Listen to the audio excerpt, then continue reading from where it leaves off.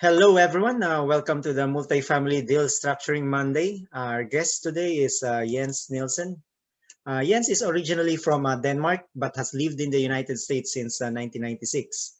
Since 2016, Jens has been investing in multifamily real estate and is currently the owner or co-owner of 85 apartment units and mobile home lots in New Mexico and Colorado. So Jens has also partnered on a multifamily syndications over the last couple of years, and he specializes in systems, underwriting, due diligence, capital raising, and investor relations. So he is currently a general partner in 4 deals, totaling over 775 units. So Jens has also passively invested in 16 syndications or private investments, spanning over 800 apartment units, 2,000 mobile park lots, and over 6,000 storage units plus mortgage note funds and private money lending. So his mission is to get more people to invest in private placements for the strong cash flow and equity growth. And his company missions is to open doors to your secure financial future through multifamily investing. Come on, let's go to the interview. Okay. Hi, Jens. Welcome to the first GP multifamily deal structuring, where we will discuss about your GP multifamily transaction. Thanks for joining us here in the show. Hey, thanks, Jeff. I'm looking forward to our conversation. Oh, great, awesome. Yeah, so let's start with tell us about yourself, Jens.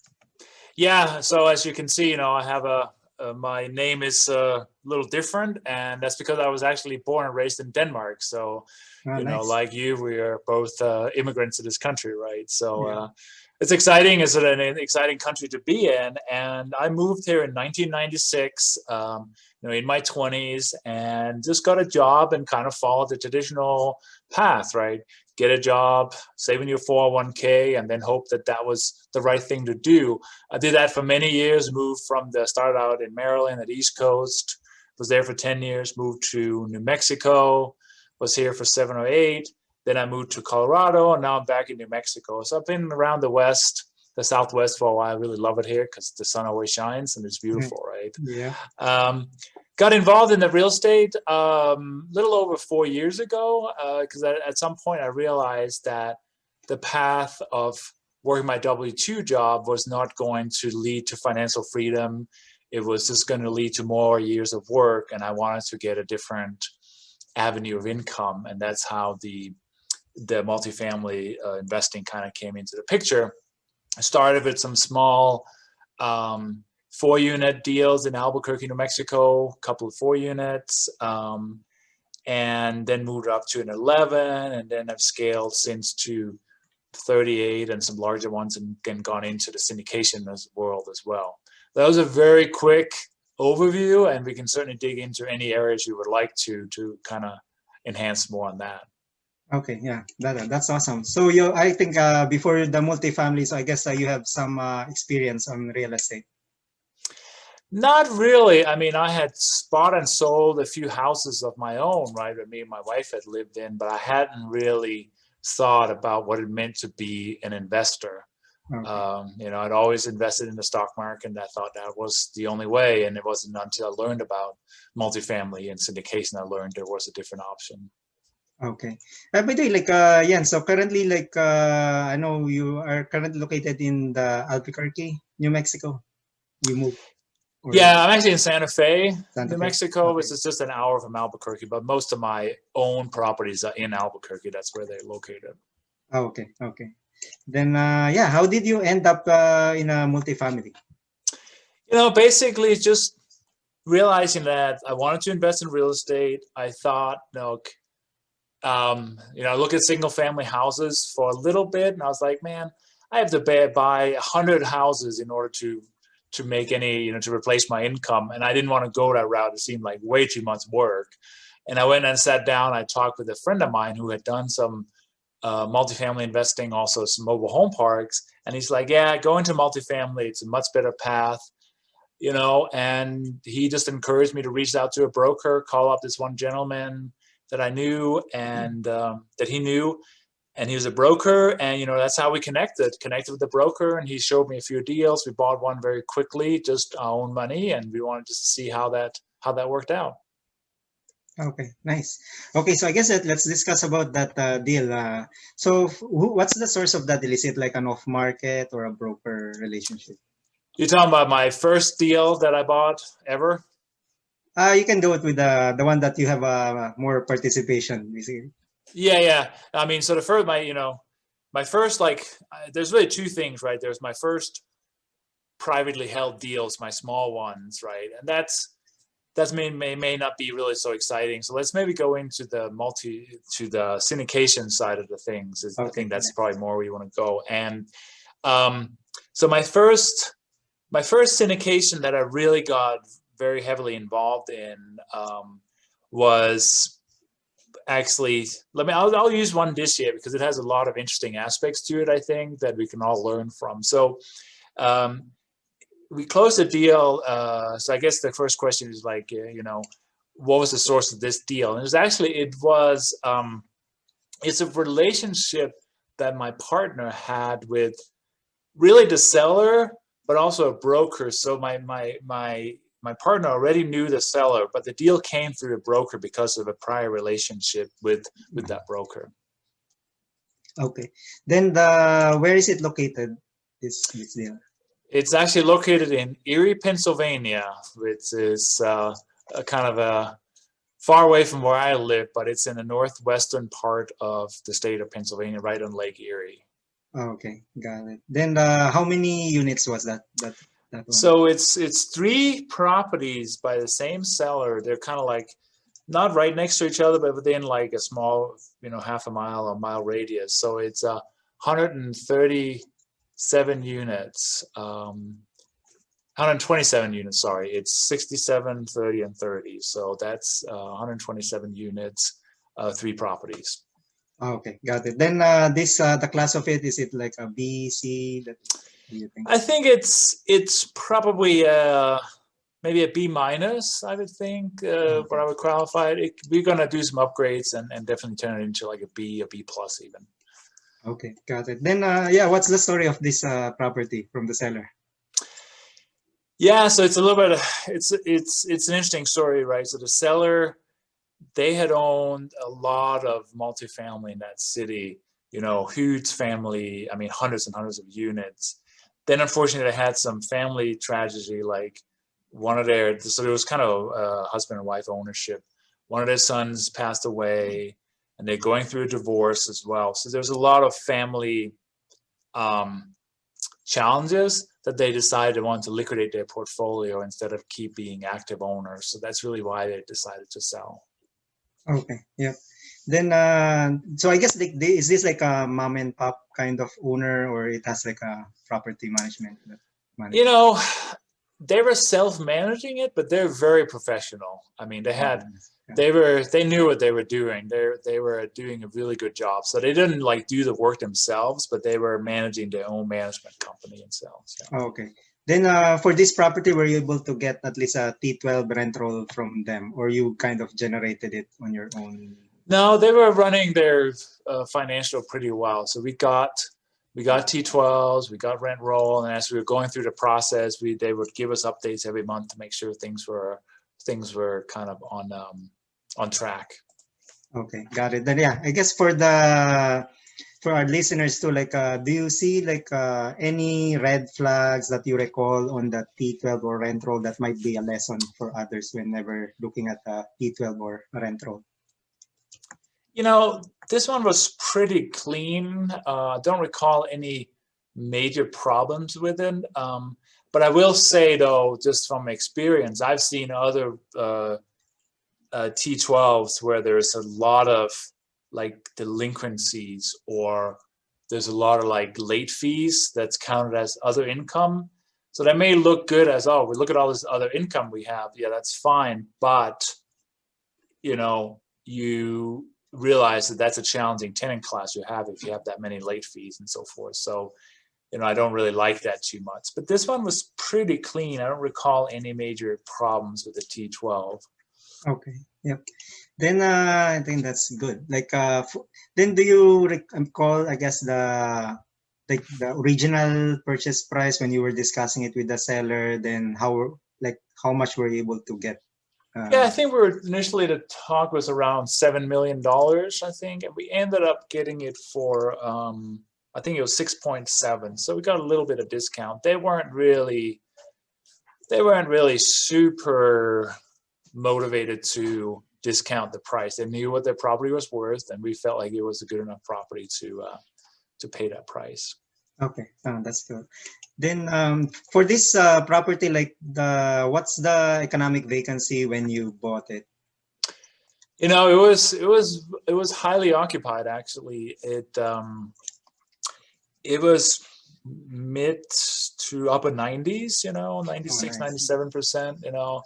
And I will tell, so the interesting story, and we can go into this was during COVID. We got it under contract like right before COVID kind of started in like early March. And then COVID hit, so a lot of things kind of changed along the way, and that's something we can certainly dig into as well. Okay, yes. Then for I guess like this, since this is, I don't know if it the economic vacancy retained at 90. Like how was the financing breakdown on this? Like were you able to get? Is it like a Fannie Mae, Freddie, bridge loan, or? Yeah, we just ended up getting, I think it was a Fannie Mae small balance loan, you know, 75% LTV. So good loan. I think it was in like 3.7% interest rate, you know, 10-year fix. So really good loan. I will say though, because of COVID, what happened was we had to put 18 months of interest and principal reserves into the lender. Yeah, that that's was a lot of money. That was like yeah. $600,000 or something like that. So Yeah, so that's big. Yeah. all the money, and I think, you know, maybe as you have some questions about CapEx, I can kind of talk about that. So yeah, that was an interesting thing. Correct. Yeah, yeah. What's the like? What's your business plan on this? Like, what's the capex that you estimated on? So we had actually planned for $700,000 CapEx, which seemed like a lot, but a couple of things for that was, one, it needed a new, maybe not a new parking lot, but at least refacing or resurfacing the parking lot, you know, and that gets expensive. I think one of the buildings needed a new roof. But then also we wanted to go in and kind of modernize and update the units, because we feel like there is a market, there is a need in the market for like updated, you know, modern units, not something that's from the, you know, 80s and 90s, you know, with plain cabinets, something a little bit more modern, gray colors, you know, vinyl plank flooring and everything else. And we just decided that, hey, let's put a little bit of extra into it. So we raised a lot of money for the CapEx to go through that, because we feel like that's so we can use that to really improve the returns on the property. Then what happened was, you know, because of this COVID reserves, we're like, well, we don't want to go and raise another $500,000 because that's going to really reduce our returns. So we decided that let's defer some of this CapEx work, and then we'll put in this budget into the CapEx, sorry, the loan reserves. Yeah. You know, so it's still our money, right? It's just held for a while, and then we'll get it back, and then at that time we can then use it for our rehab. Okay, yeah, I think I heard like those strategies saying that instead of raising the full for the capex, so you can get some of from the loan reserve whenever it's already stable, and maybe when COVID passes by. Exactly, that's the plan. Yeah, hopefully, God like, knows when that'll be, right?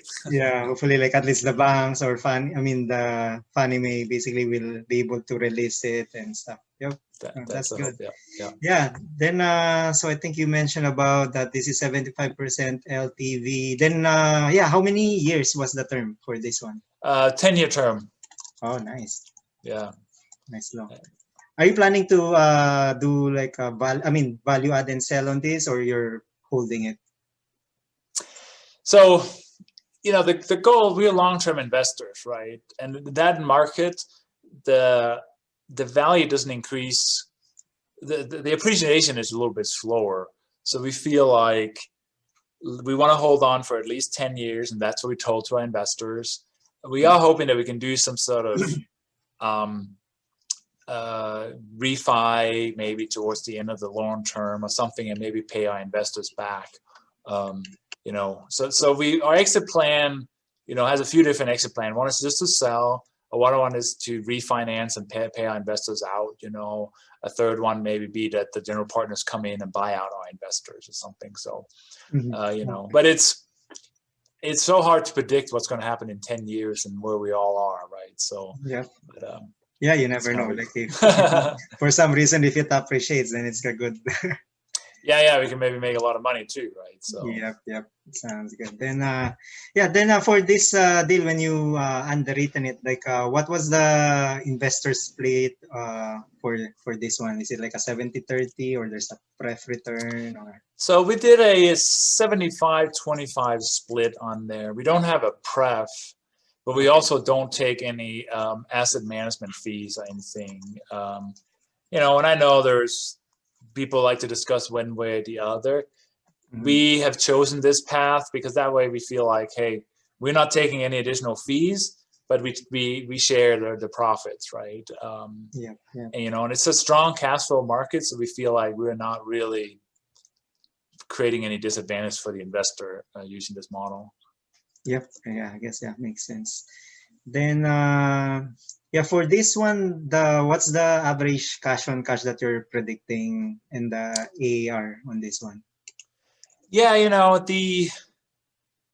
will say that, and I would have to go back and look at the underwriting, but the initial average return, the initial cash on cash is around 8% in year one. I think we're going to do our first distribution next week, so that's for the first 3 months. Nice. And I believe we calculated about a 15% ARR, average annual return, and our IRR is, it's around 16, I think, for based upon our predictions. So it's a pretty solid deal.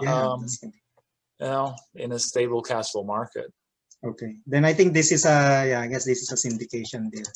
Yeah, exactly. Okay. Fine. Yeah. Then also like so I think that's mostly for the terms and stuff. So now let's jump to the due diligence portion. Like so if you can explain to us like how the due diligence process went through for this deal, like so that to help like how did you do the due diligence on this property? Yeah.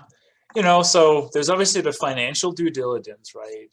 So upfront, we get a copy of the P&L and the rent roll, and sometimes even tax returns to make sure that the property is really doing what the sellers is saying, right? We felt like these guys are professional sellers or operators, so they had good P&L. So we looked at the last 3 years of the P&L just to kind of see what the trends were. Also looked at the rent roll, and doing this whole, because it took us a lot longer to close because of COVID. So we got on a contract in March. We didn't close until June. So every month we were like, okay, how are the collections now? Are people still paying rent and all those things, right? So we just want to make sure that the wheel weren't coming off the bus, right? Yeah. So that went really well, and things were good there. So we felt okay with that. The other due diligence is one of the big challenges in that market is that property taxes tend to go up a lot when stuff is sold there. So we knew that they'd probably go up by like 50%. So we'd seen that from other properties. We put that into the model, make sure that we model that in, right? Then obviously, once we got on the contract, we all traveled to the site, and that was before COVID, so it was easy to travel back then. We traveled to the site, and so my partner has a property management company, he has his contractors out there and employees, and we walked every unit, right? We looked at the units, just kind of like generally, how they look, right?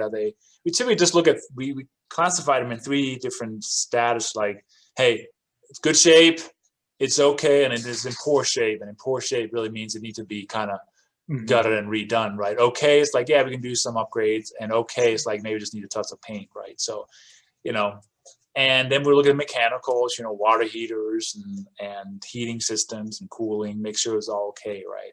Walk every unit, look at all those things, look at the common areas, look at the electric systems, even, getting the sewer system scoped to make sure it's not collapsed. Just all those things that is going to be surprises. And trust me, I have seen in my property, I've seen water main breaks, I've seen sewer collapse, I've seen flooding from plumbing. So it is really important to know what you're getting yourself into. And if that costs you $10,000 to go through all that, that's a lot better than having a $100,000 repair bill in year one, right? So it's really important to do that. Um, Yeah. you know, we didn't do a ton of lease audits because we felt like this owner was a credible owner, and going through and doing that wasn't worth our time. But I've seen other, I've done other due diligence trips, so we look at every lease, make sure it matches the rent roll and their term and stuff. So it's really, how much do you trust the seller, and trust but verify, I guess. Correct. Yeah. By the way, did they have did they use any system on their leases, or when I mean like a system to manage the lease? If they just Yeah, this generate, was all in, I think, Appfolio. okay, so they I think so. So they had a system. They had a property management system to do that. Yeah. okay. So I think that's a good one, because I think mostly if it's in under like a system, that's where your trust basically increases, because now they're using a system compared to like just an Excel or just a paper. Exactly. It's Nope, hard. you're right about that. Yep, yep.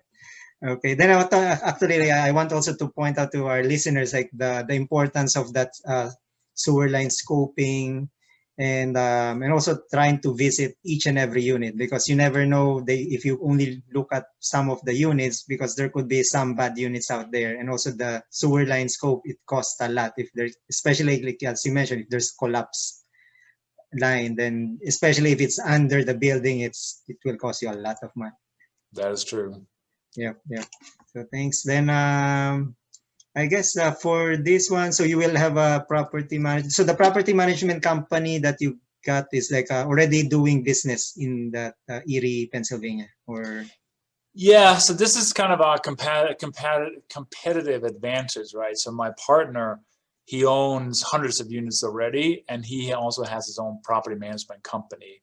So that way, there's already a established track record, and he's an owner and a GP and also the property. So he's going to really want to run this in a way that is beneficial to everybody. So I know I've gone into other markets where we've interviewed multiple property management companies and had them walk the units with us and get their opinion on what they think rent should be and everything else, right?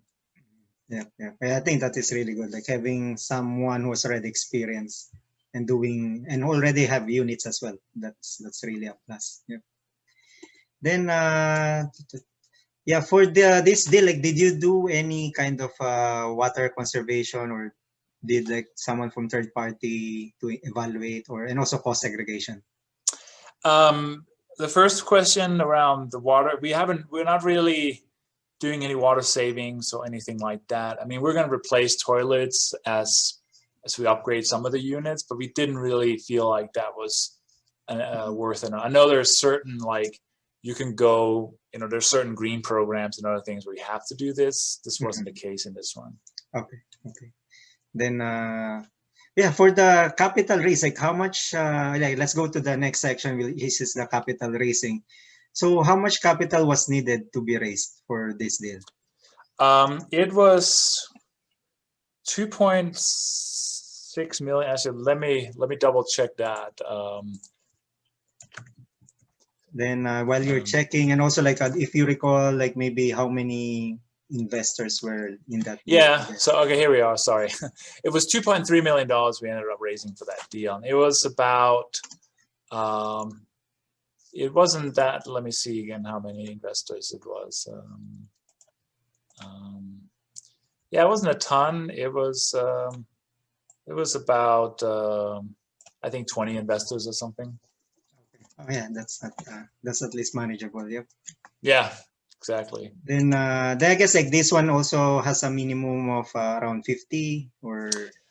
Yeah, we try to start with 50,000 because we want to just, the fewer investors the better. We start with 50. Sometimes if we need one or two more spots, we may drop it down to 25 to take a couple people in, but typically 50. 50,000. Okay, got it. Then so how long did it take? I guess the $1 million question. How long did it take for the capital raising? Well, it's kind of weird, right? Because we had this long period because we were waiting to close. So it kind of drug out. I much prefer to have, just 2 to 3 weeks. So there's some urgency on the investor. we get the money in, and we're not like dragging things out, right? So that's kind of my this took. It wasn't the capital raise that took time, right? I think we raised the money in a few weeks. It was really just getting to closing because of all the new COVID restrictions and all that. Okay. Yep. Yeah. Then I think so that's done. Then the last section of this one is the closing. Then yeah, do you remember like how much was the closing cost of the deal? Yeah, I can. Let me just take a quick look. Make sure I give you the right answer here. So we raised. So there was an acquisition fee, obviously. There was, the $700,000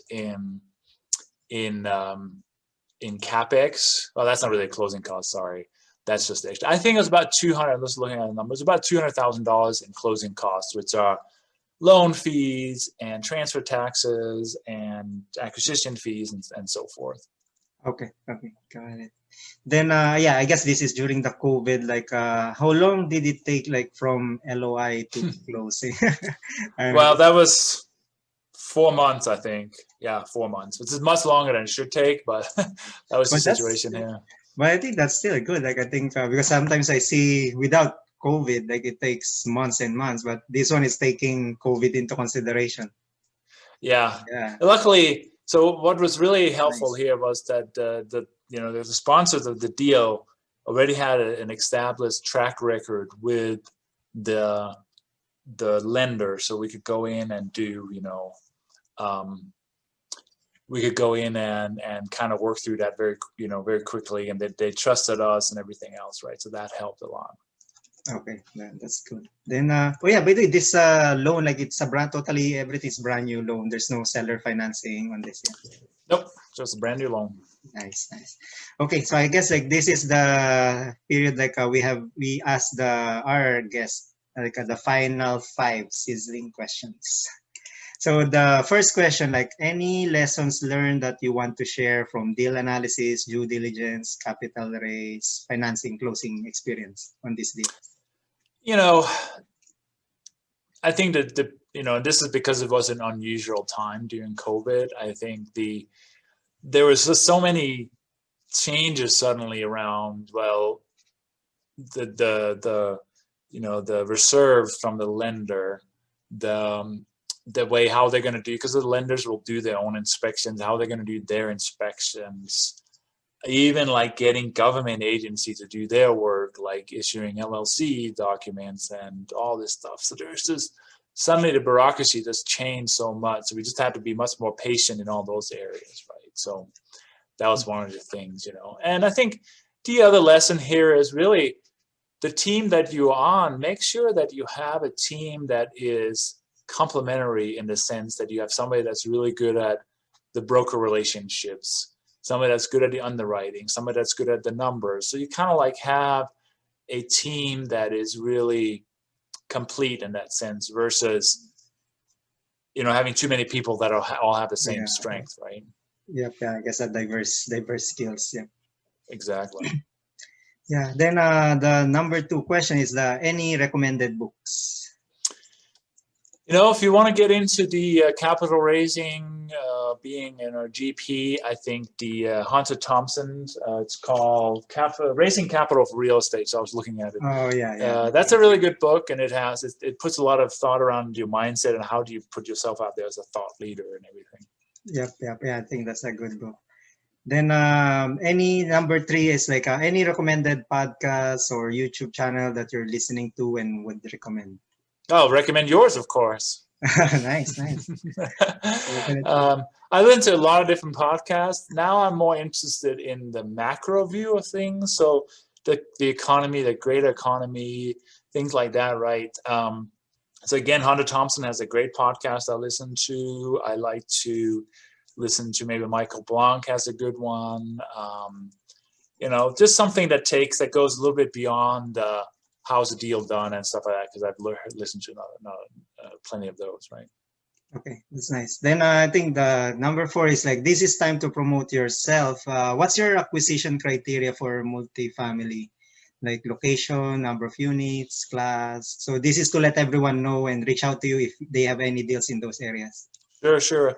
Yeah, so really we're really focused on the upper Midwest, so Ohio is kind of where we're going in right now. We do have a 104 unit deal under contract right now, but 100 plus units, Cleveland, Cincinnati, Columbus, some of those areas, love to have a deal there. I am also personally interested in like the Albuquerque market because that's where I live to. I got a very good team in place there. So that's another. There I would look at like stuff like in JV, so 30, 40, 50 unit size. That's another area that I'm interested in for sure. Okay, nice. Like I guess for our listeners, like if you have any deals in those areas, contact Jens. So I Absolutely, we'll think partner with you. Yep. Then Jens also, like if you have questions, just to keep an eye or double check your numbers. I think Jens would love probably to check it with you. Absolutely, yeah. You can reach out to me at Jens JENS at Open Doors with an S capital.com. So opendoorscapital.com. Reach out to me there, and I would love to hear from you. Yep. So I'll put also Jens' email address in the show notes, so below. Then I guess okay, yeah, I think that you answered already the number 5. Yeah, what's the best way, Jens, to contact you? Is it through your email? I know you're also in Facebook. Yeah, I'm old school, so email is good. And if anybody wants to get on a free call with me, they can go to opendoorscapital.com/call and schedule a free 20-minute call with me in my calendar link. So I'd love to do that as well. Okay, perfect. Like I think that's it for our show. Thanks a lot, Jens, for being a guest here. Like listeners would probably like get a lot of lessons learned from your experience. Glad to have Thanks, you. Tiff. Thanks, Tiff. It was awesome. Okay, yeah, thanks. Bye-bye.